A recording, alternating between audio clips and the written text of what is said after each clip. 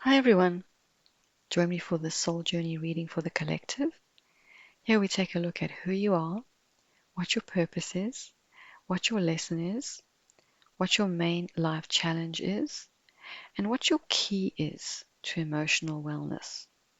I've already shuffled and meditated over the cards, so get comfortable and let's get started. Now, in the position of who I am, I have the Ant card, and the energy of the Ant is all about unity. Now, in this deck, the ant represents diligence, efficiency, teamwork, and working together for the greater good. It's very much about focusing on we instead of me. You know, when you see ants, they all work in a uniform way. They all follow a certain path. And they follow a certain procedure. And there is a certain systematic flow to their procedure where things just work well. So for the ant in this position, it's really about working with the team, not against it, so that the job gets done in the most efficient way. So your purpose is to work together with others for the greater good or to achieve a common goal. And for you, I have here the card that represents groups, teams, networks, organizational structures. And it's very much around, um, you know, it revolves around various forms of communication, using the various forms of communication, and intellectual pursuits such as conceptualizing, brainstorming, etc. But I'm being drawn here to the area of finances, possessions, wealth creation, what people own, and how they keep those possessions safe. So, the ideal profession for you, from what I'm getting here, is that any position where teamwork is key, where hard work, diligence, and getting the job done is the main focus in the areas of personal finances and banking and investments. And the types of jobs that may suit you would be, as examples, an office worker, a manager who heads up, large teams or groups of people, a project leader, a business owner, a banker, investment consultant, or a financial advisor. But all of these would have to do with collaboration. So if you are a manager or were a manager, you wouldn't be a sole manager. You would be, collaborating with other management or other members within the group, within the organization. So now let's move on and take a look at your challenging habit. Now, this is our most constant bad habit, and we all have one. You'll find that our challenging habit is our motivation in life. It's what we need. It's why we do the things we do. But it's also what causes us the most unhappiness. And you'll find that generally, most of your unhappiness, most of your angst, your grief, the things that are not working out in your life, you'll see or you'll find that the challenging habit will be at the core of it in some way and somehow. And so for you here, I have the card that represents the raven. And the raven is motivated by the need to be right and perfect all the time. They hold themselves to a very high standard, but they do that for others as well. And their need to be right or to be seen as the one who is right, they achieve this through criticism, nitpicking, fault finding in others or situations. Now, in this deck, the raven is depicted as the all-seeing eye. This often represents a person or an energy that's very reserved, a little aloof at times, and may even be a loner as well. And the raven seeks perfection in everything around them. And this is what often makes them seem critical or fault-finding. But the sad thing is that in reality, their true intention is not to be cruel or unkind, but merely to fix things, to improve things around them in some way. And they're guided by a very strong sense of right and wrong. So coupled with their need to fix things, they can often come across to others as self-righteous. And now the downside with the raven's quest for perfection is that it can end up chasing people away, this energy, so that one finds that they have no friends. People don't want to be around them. And they become very lonely and isolated with this energy. So how do we overcome this? Well, the raven's challenging lesson is that the raven reminds us to move away from needing to be right or perfect all the time and focus instead on being more tolerant of others, less judgmental, accepting of imperfection, and to learn to just let live. And the raven's lesson is to learn to be okay with not being perfect or right all the time. To be okay with being wrong, admitting that you're wrong, admitting that you're not perfect, you have faults like everybody else.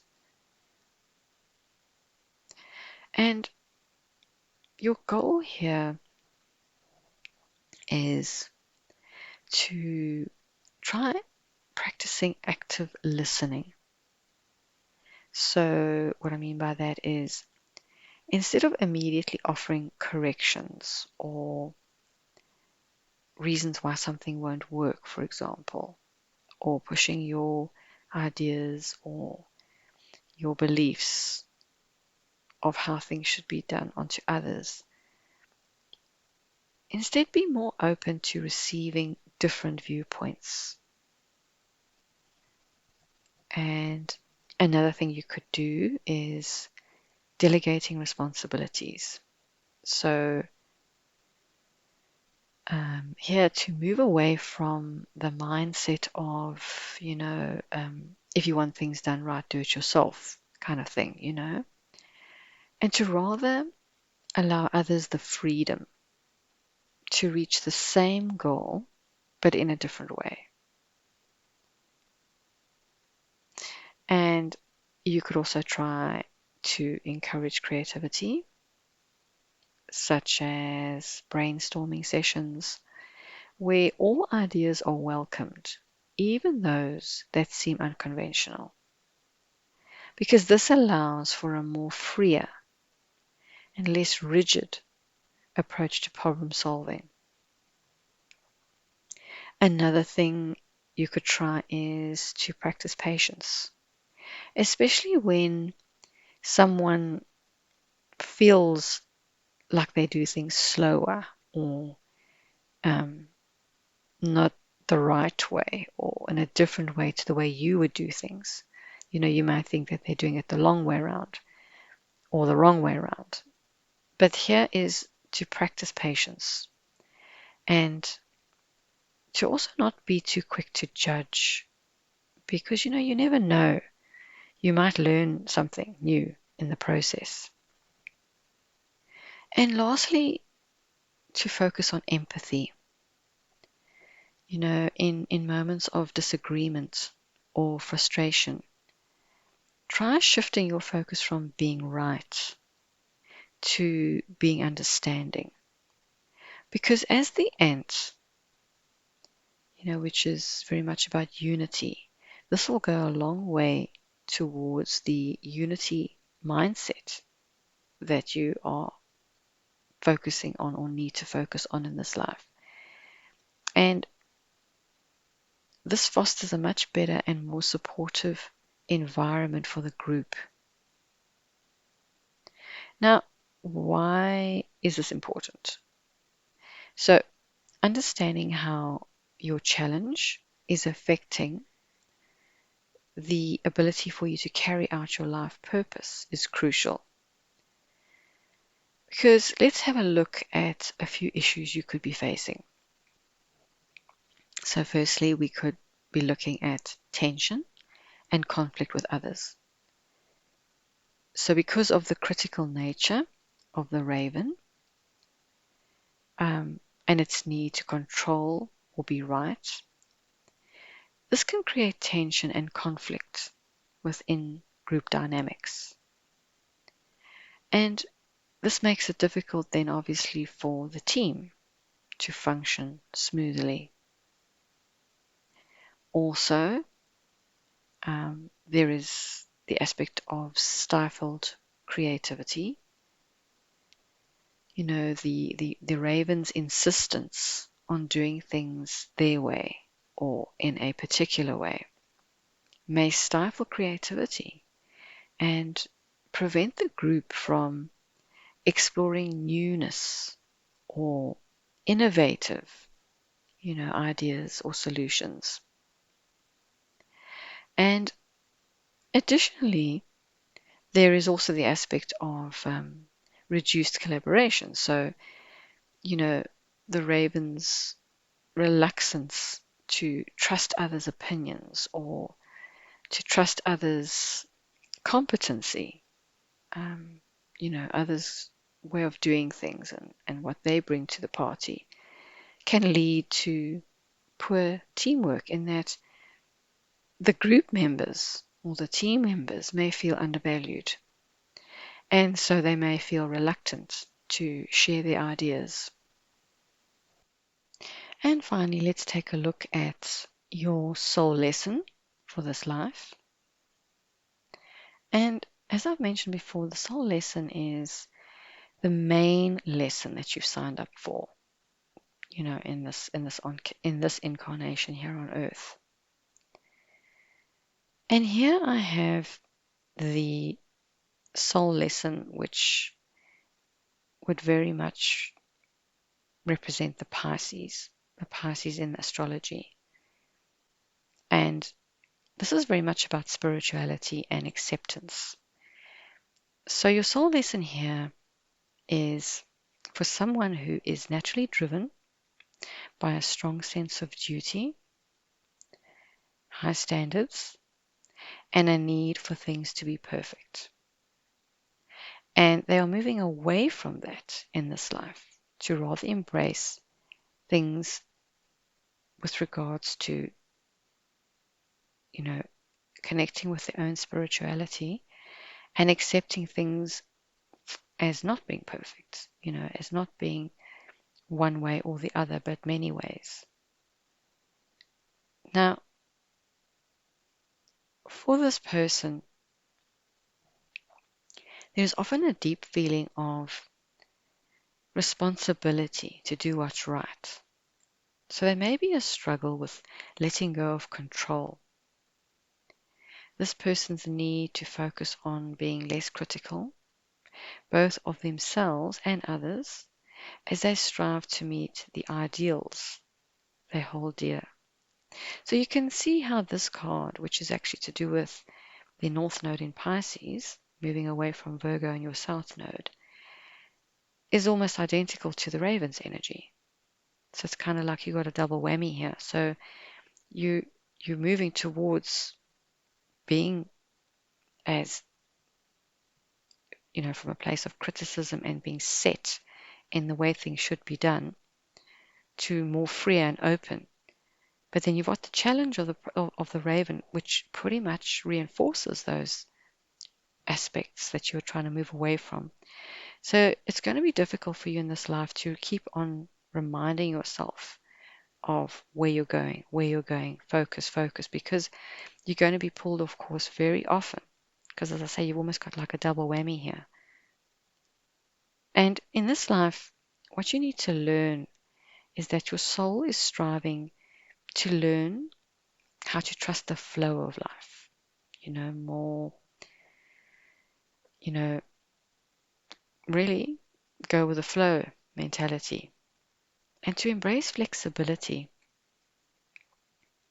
It's about developing compassion, empathy, and acceptance for what is, tolerance, not expecting things to be a specific way, accepting things are the way they are, even if it doesn't make sense to you or if it doesn't sit well with you.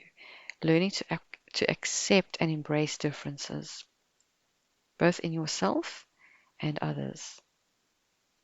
Your own imperfections. That is about admitting them.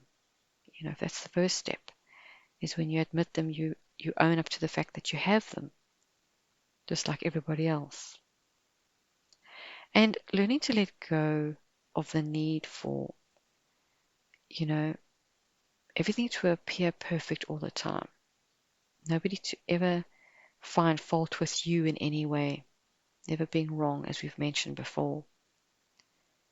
And to instead focus on being more understanding, more open-minded, more forgiving, and intuitive, because these aspects help you to connect more deeply with others and to help you find peace by just allowing things to unfold naturally.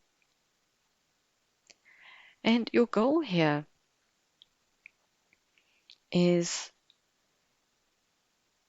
to move away, as we've mentioned, from criticism and righteousness, okay? And also to not resist or stop being so resistant to change, but to be more in flow with the Pisces North Node, which is a water element. It moves through life very fluidly, and to learn to be more fluid, like a body of water, instead of so rigid and confined to a certain way of being, certain parameters.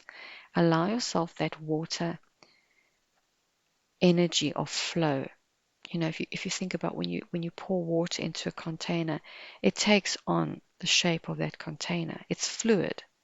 It changes, And in this life lesson, it's about you learning to embrace that, to be open to change, to be flexible, to adapt. And it's very much about, in previous lifetimes, you were really focused on the practical, realistic, tangible things running to clockwork, organization, really things having routines and set schedules. There was no other way for it to run but this way. And you most probably were very good at what you did. But what they did is they placed you in a situation where your mindset drove you to push yourself very hard. And to achieve such high standards, caused a great deal of stress and probably a lot of self-criticism in your life. Because to achieve such high standards all the time, you have to be perfect. Things have to run perfectly. So what that did is you didn't allow anything to be left to chance. There was no such thing as going with the flow. Everything was absolutely set to precision clockwork working. But as a result, that meant that you would have overlooked your emotional or your spiritual needs, because that was all about open-endedness, being fluid. So you would not have engaged with your intuition or your mystical side, the spiritual aspects of you, your soul world, because this is just a human body that you're in now, but your soul has had obviously many different human bodies, but you disengaged. You would have disengaged with the soul side of you, the imaginative, ethereal side of you. It's not tangible. And you would have focused only on what you could see and feel and measure in terms of reality, practicality. And in this life, the goal is very much for you to embrace the unknown, trust in your belief, your intuition, what you feel, what you know to be that inner knowingness from your soul, and to accept imperfection in the many forms that it comes in. And so now, why is this important? Why is it important for us to understand how our soul lesson is affecting us to, fulfill our life purpose? So let's have a look at this, that from a soul perspective, your strong need for control and perfection, which is the raven's energy, would potentially create more stress and disappointment for you. And in effect will isolate you from others instead of uniting, which is what the energy of the Ant card is all about, what you bring to this world. So instead of you being part of the group, you're now outside of the group. Instead of you being, with everybody, you are lonely and isolated on your own. So that goes against the very nature of what you come here for. So understand that the control and the perfectionism is pulling you away from where you need to be. It's separating you from being together with people. It's causing you to be lonely and on the outside instead of being together and on the inside. And this goes against the very essence of unity and acceptance, which is what your soul lesson is all about. And when we don't pass our lesson, we have to come back in the next life and do it all over again. So there's no judgment here from the universe, but we don't get any free passes. If we don't fulfill something, we don't pass, we don't make the grade, we simply have to go back and do it again.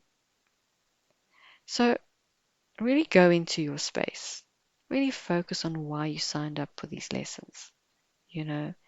Understand the need for you to be right and not ever be seen as wrong, and how that can be severely holding you back. Because you can take as much time as you like. The universe does not give us time limits to learn the lessons we need to learn. But remember one thing, we cannot move up until we've passed that lesson. Okay, everyone. Thanks for joining me. And if you would like a personal soul journey reading, the link is in the description. Until next time, namaste.